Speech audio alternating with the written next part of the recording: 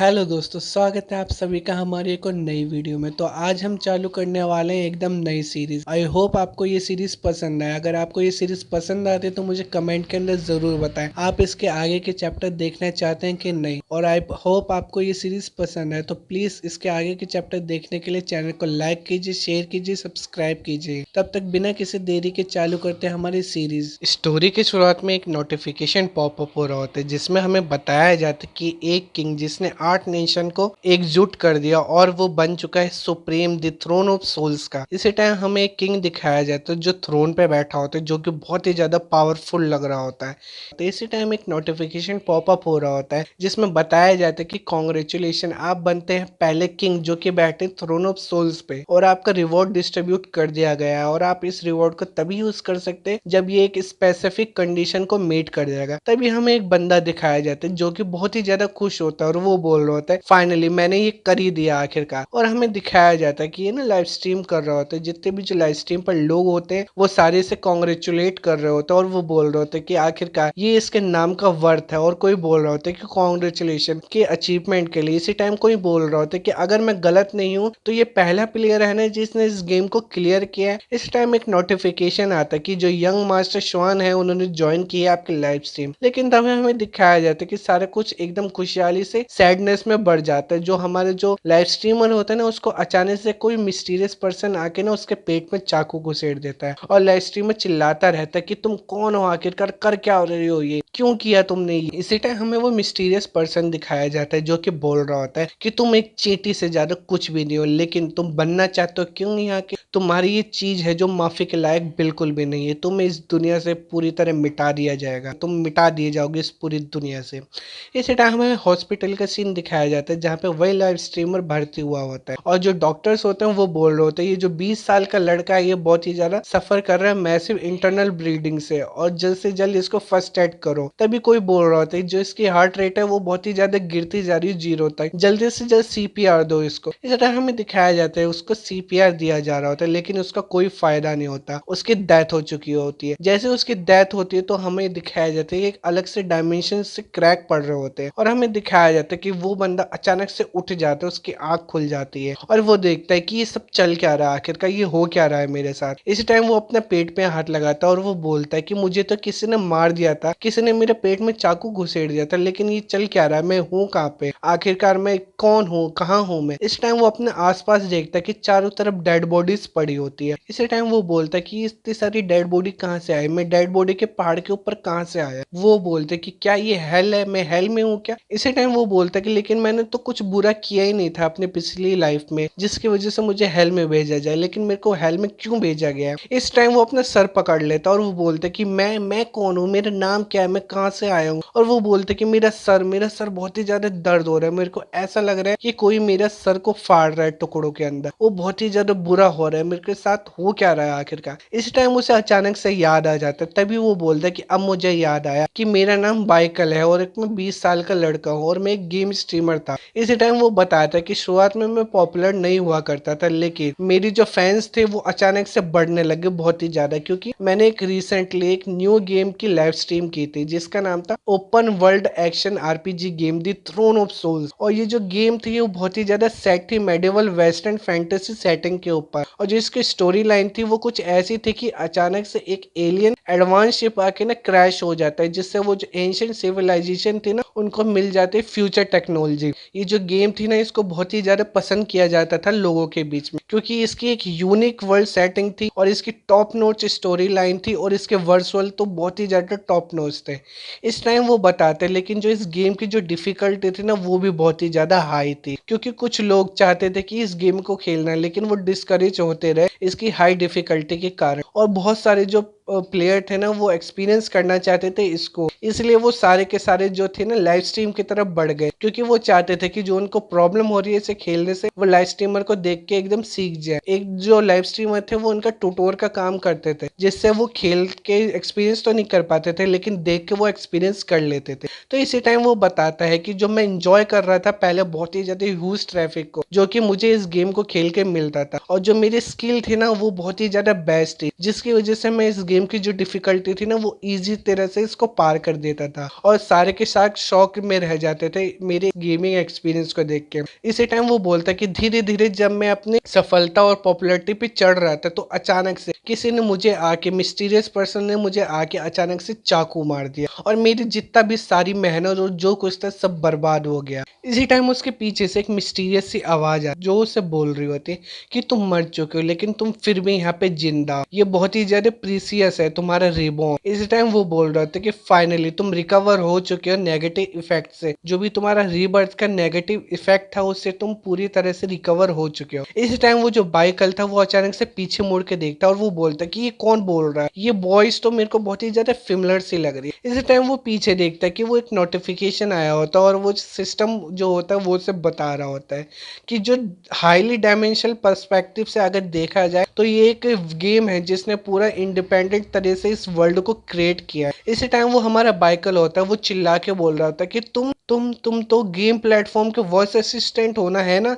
इस टाइम वो voice assistant जो होता है मतलब सिस्टम वो बोल रहा होता है प्लेयर बाइकल जो तुम्हारी डेथ हुई थी उसने ऑटोमेटिकली ट्रिगर कर लिया जो तुम्हारे स्पेशल रिवॉर्ड था उसको, जो कि तुमने ऑब्टेन किया था थ्रोन ऑफ सोल से, जो कि था की ऑफ रिबर्थ। अब तुम्हारे रिबॉर्न हो चुका है इस वर्ल्ड के अंदर, दी थ्रोन ऑफ सोल्स के अंदर। इस टाइम हमारा जो बाइकल होता है वो ये सब खड़े होकर सुन रहा होता है उसकी बात। इस टाइम वो बोल रहा था कि क्या क्या मैं रिबॉर्न हो चुका है थ्रोन ऑफ सोल्स के अंदर। इस टाइम वो बहुत गुस्से से कांप रहा होता और वो एक गेम की तरफ उंगली करते हुए बोलता है कि अगर मैं रिबॉर्न हो ही सकता था तो तुम मुझे इस beautiful ladies welfare like game love game के अंदर तुमने मुझे क्यों नहीं रिबॉर्न करा, जो कि है सबर हार्ट बीट मेमोरी करके एक अजीब सी गेम थी उसके ऊपर उंगली करते हुए बोलता है। मतलब ये बाइकल तो बिल्कुल ही ठरके निकला रहे। इसी टाइम वो बोलता है कि तुमने मुझे रिबॉर्न क्यों किया इस हेलिश वर्ल्ड में, जो थ्रोन ऑफ सोल्स है इस हेलिश वर्ल्ड के अंदर तुमने मुझे रिवॉर्ड क्यों किया। इससे अच्छा तो मर जाना ही था, कम से कम मैं सफर तो नहीं करता इतनी बुरी जिंदगी,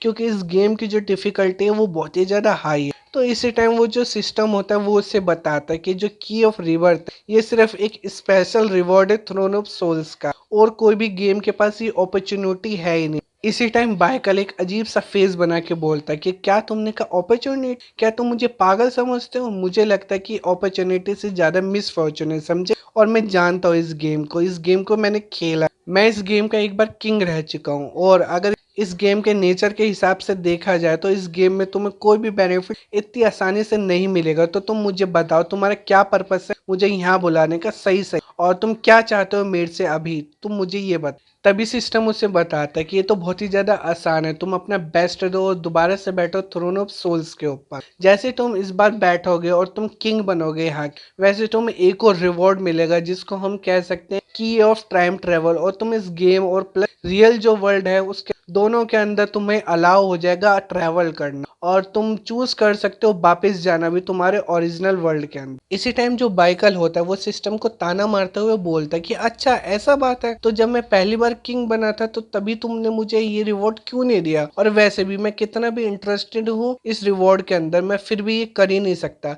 क्योंकि ये जो रिबर्थ का प्रोटोकॉल है इसके अंदर मेरे को पक्का पता है ऐसा कोई मैकेनिज्म होगा ही नहीं जो तुम्हें इन्फानाइट रिबर्थ दे सके इस गेम के अंदर। सबसे बड़ी बात तो ये है कि जो ये वर्ल्ड है थ्रोन ऑफ सोल्स का, इसके अंदर जो हेलिस डिफिकल्टी है, इसके अंदर जो गली पे घूमता हुआ एक सिंपल सा डॉग भी होगा ना वो भी मुझे आसानी से मार देगा। तभी वो जो सिस्टम होता है वो बोलता है कि आपने सही कहा है, एकदम ये एकदम सच है कि इसके अंदर ऐसा कोई मैकेनिज्म नहीं है जो आपको इन्फिनिट रिबर्थ देता हो। मुझे पता है कि तुम बिल्कुल ही पूरी तरह स्टूपिड नहीं हो, लेकिन सबसे बड़ी बात यह है कि जो इस प्लेटफॉर्म के ऊपर तुम्हारा जो गेम प्लस वर्ल्ड का जो अकाउंट था उसके अंदर 100 से भी ज्यादा टाइप्स के जो रून्स थे वो जिसकी तुमने सारी के सारी अचीवमेंट कंप्लीट कर रखी है। तो दोस्तों मैं बता दूं जो इसका जिसमें ये जो पहली बार थ्रोन ऑफ सोल्स पे बैठा था ना वो इसका एक अलग अकाउंट था जिससे ही लाइव स्ट्रीम किया करता था, और जिसके अंदर जो रिवॉर्न हुआ है ये इसका न्यू अकाउंट है जिसपे ये 0 लेवल पे है। तो इसी टाइम सिस्टम बोलता है कि तो तुम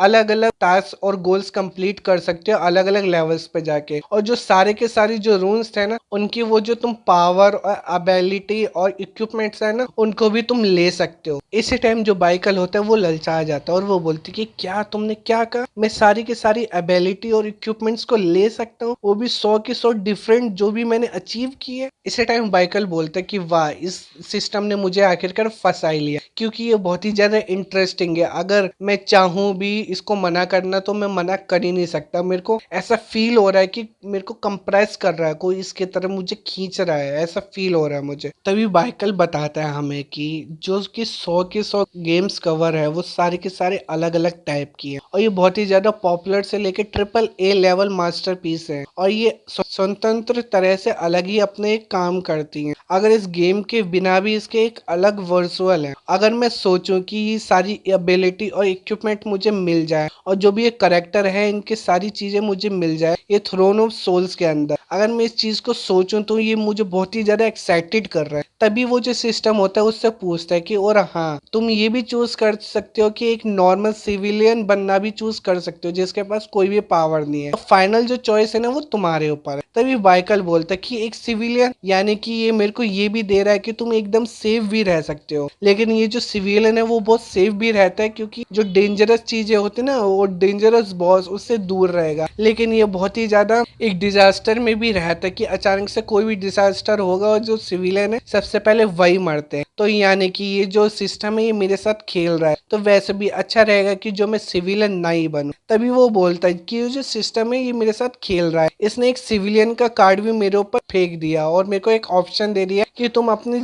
नॉर्मल सी जिंदगी भी जी सकते हो, और अपना जो किंग बनने का जो पाथ है उसको ना भी फॉलो करो तो भी तुम जी सकते हो यहाँ पे। इसी टाइम जो बाइकल होता है वो बोलता है कि हाँ हाँ बस करो, तुम्हारी कोई भी ऐसी ट्रिक मेरे ऊपर काम नहीं करेगी, तुम्हें तो पता ही है वैसे भी। और वैसे भी मैंने 20 साल तक एक नॉर्मल सिविलियन बन के ही अपनी प्रीवियस लाइफ में ना जिया हूँ, तो वैसे भी अब जब मैं रिवॉर्न हो चुका हूँ इस गेम के अंदर तो मैं अपने पास्ट को क्यों ही दोहराऊंगा। और वैसे भी मेरा एक लास्ट क्वेश्चन है कि यहाँ पे टाइम लिमिट और कोई भी पेनल्टीज होंगी जो भी ये पाथ रहेगा किंग बनने का इसके बीच में। इसी टाइम सिस्टम बोलता है कि नहीं, यहाँ पे कोई भी टाइम लिमिट और पेनल्टी नहीं रहेगी। प्लेयर बाइकल तुम क्या चूज करते हो, क्या तुम चूज करते हो किंग बनना? तभी वो जो हमारा बाइकल होता है वो बोलते कि ऑफ कोर्स, तुम मुझे दोबारा से पूछ रहे हो क्या, मेरा आंसर हमेशा यस ही रहेगा। तभी सिस्टम की तरफ से दिखाया जाता है कि वो जो कॉन्ट्रैक्ट होता है वो साइन हो चुका होता है। तभी सिस्टम बोलता है कि प्लेयर बाइकल, तो आई होप कि तुम एक बार फिर से बैठोगे थ्रोन ऑफ सोल्स के ऊपर जल्दी। इसी तरह हमें दिखाया जाता है जो हमारे बाइकल होता है ना उसके पीछे से एक आवाजें आ रही होती है कि वो इधर देखो जरा, मैं इधर हूँ, मैं इधर जो उल्टा लटका हुआ हूँ ना, हाँ तुम्हारे राइट में, इधर देखो जरा, मैं वही बात कर रहा हूँ। इस टाइम जो बाइकल होता है वो पीछे मुड़ के देखता है, वो देखता है कि कुछ लोग ना उल्टे लटके हुए होते हैं और कुछ उसमें से ना कुछ हिल रहे होते हैं।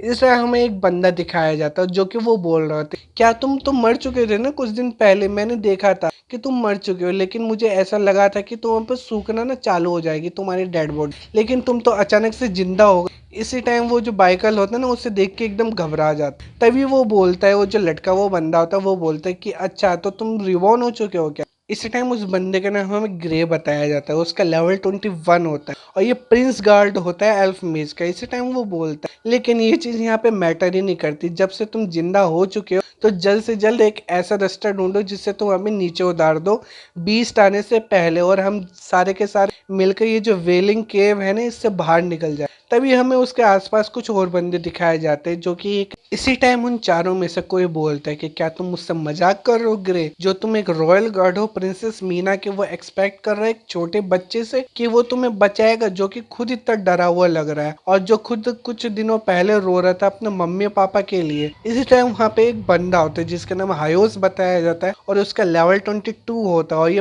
प्रिंसेस गार्ड है जो कि एक ह्यूमन वॉरियर है। और वो बोल रहा था क्या तुम पागल हो, अगर हम ऐसा नहीं करेंगे तो कोई भी हमें आके आसानी से मार देगा और हम ऐसे उल्टे टंगे टंगे मर जाएंगे। इसी टाइम उसमें वो जो तीसरा बंदा होता है जिसका नाम डैगू बताया जाता है और इसका लेवल 20 होता है, ये भी प्रिंसेस गार्ड होते हैं जो कि एक कैट बीस्ट है। वो बोल रहा होता है हंसते हुए, वैसे भी यहाँ पे प्रिंसेस मीना का रॉयल गार्ड होने कम्प्लीटली पॉइंटलेस है, वैसे भी बस ऐसे ही उल्टे टंगे रहो और मरने का इंतजार करो। तभी हमें प्रिंसेस मीना भी दिखाया जाती है जिसका लेवल 12 होता है और ये किंगडम ऑफ स्टार की प्रिंसेस है और ये एक ह्यूमन प्रीस्ट है। तभी बाइकल मन में सोचता है कि kingdom of star princess Meena, ये नाम तो कुछ ऐसे है ना जो कि पहले सुने हुए भी हैं। तभी बाइकल बोलता है kingdom of star princess Meena, ये तो कुछ ऐसे नाम है ना जो जाने पहचाने से लग रहे हैं। तभी वो मन में सोचता है कि अरे नहीं, ये तो वो एनपीसीज है ना जिसको तुम आते ही मिलोगे सबसे पहले। और ये तो वही है ना विलियम केज, ये तो कोई ओरिजिनल बर्थ प्लेस है ही नहीं बिगिनर्स का। आखिरकार मैं यहाँ पे कैसे आया? और वैसे भी अगर मैं एक चीज के बारे में सोचूं तो ये बहुत ही ज्यादा डरावना लग रहा है मेरे को। और अगर मैं आसानी से सिविलियन पार्ट को चूज कर लेता ना तो मैं रिबॉर्न होते ही सबसे पहले ही मारा जाता। तभी हमें दिखाया जाता है कि वो जिस जगह पे होता है उस जगह का नाम वेलिंग केव होता है और इसका लेवल जो डिफिकल्टी होती है 20 से 30 की होती है। और जो हमारा